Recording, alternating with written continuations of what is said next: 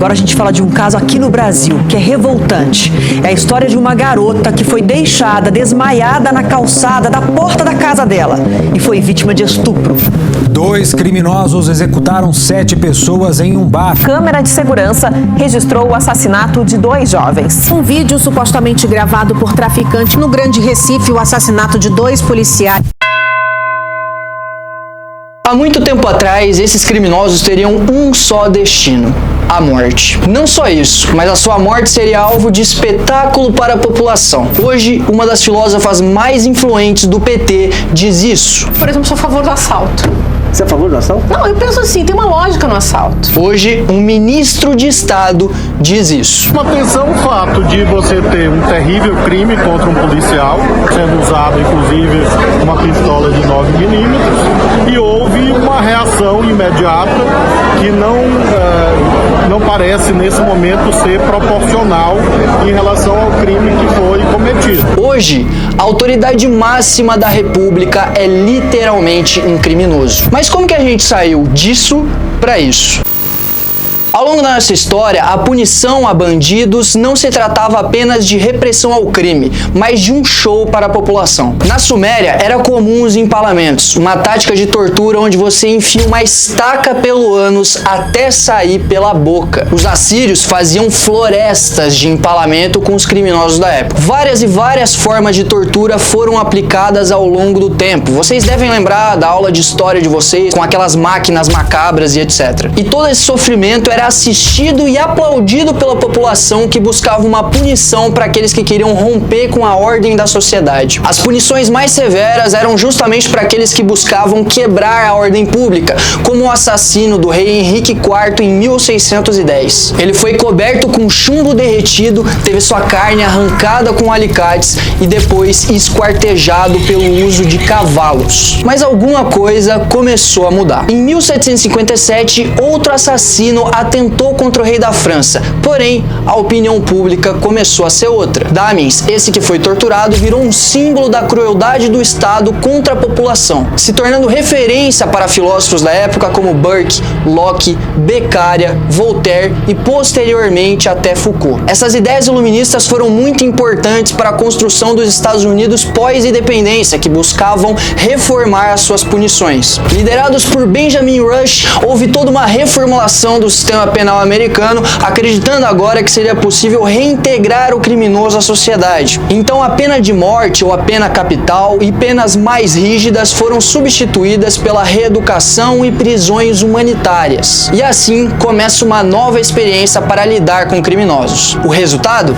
Um fracasso. Prisioneiros queimaram e destruíram as prisões, lideraram revoltas, mortes violentas e tudo mais. Com isso, em 1820, a pena de morte e penas mais severas voltaram, mas uma coisa tinha mudado para sempre: a visão sobre o criminoso. Cada vez mais o criminoso se tornou um produto das relações sociais, o resultado de um sistema que necessariamente leva ele para o crime, uma vítima da sociedade. Ignorando todo o fracasso que essas ideias tiveram nos Estados Unidos e na Europa, elas chegaram no Brasil. Aqui, como sempre, elas tiveram um resultado muito mais devastador que em qualquer lugar do mundo. Hoje, a mídia, os pensadores, líderes políticos, ONGs, todos idolatram o marginal e a burocracia estatal não é capaz de lidar com o criminoso. Mas qual que foi o caminho que levou a essa bandidolatria e a um estado quase que de guerra civil? Para entender isso, a gente precisa primeiro entender o que leva alguém a se tornar um criminoso.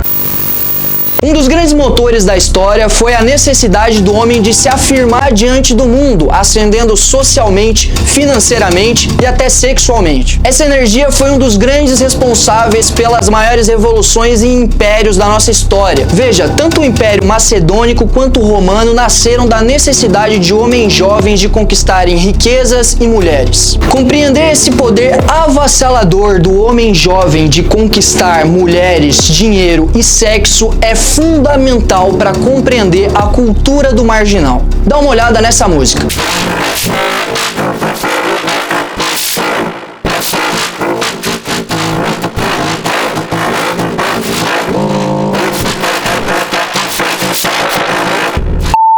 Essa é apenas uma das músicas que liga armas e criminalidade no geral a conquistar mulheres. Que fique claro, o crime, em sua grande maioria, não acontece por necessidade, como a mídia e a academia tentam implantar. O criminoso vai para essa vida por falta de perspectiva. A sociedade brasileira não oferece meios para ele enriquecer e ascender socialmente. Isso provoca que jovens ambiciosos busquem seus próprios meios para atingir isso. Assim, todos os hábitos de uma sociedade civilizada começam a ruir quando se depara com a energia primitiva de um jovem querendo dinheiro e sexo. E essa sempre foi a história da humanidade. Sempre tivemos sociedades organizadas que lutavam contra bárbaros que vinham de fora. Os vikings, por exemplo, os cowboys e os piratas durante a colonização americana.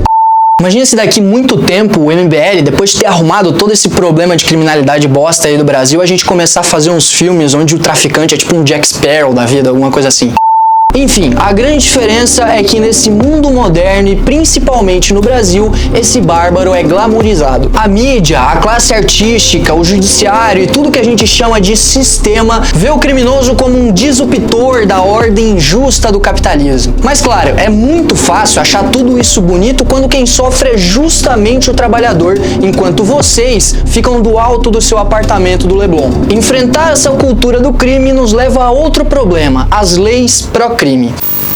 Essas leis surgem de um movimento jurídico italiano do século XX, o garantismo. Guarda essa palavra na mente e não esquece nunca mais, porque esse é um dos maiores problemas do Brasil hoje. Mas o que é esse tal de garantismo? O garantismo penal é uma teoria que estabelece normas para impor limites ao poder punitivo do Estado, garantindo então os direitos fundamentais do criminoso. Bom, até aí parece tudo bem, né? O problema é que o garantismo, que tem fortes raízes marxistas, serve a um propósito revolucionário. Logo, o criminoso não é mais só um indivíduo que escolheu cometer crimes, mas alguém que quebra a ordem capitalista e, portanto, deve ser defendido. No Brasil, o garantismo já tem forte presença na nossa Constituição, em outras leis e no Judiciário, em especial no STF. Maioridade de 18 anos, prescrição de crimes muito favorável ao réu, progressão de regime muito flexível, saídas temporárias em datas comemorativas, direito a visitas íntimas, direito do preso de não trabalhar, ausência de prisão em segunda instância e muito mais. Os crimes de penas mais baixos são praticamente impossíveis de serem punidos, porque a lei oferece várias condições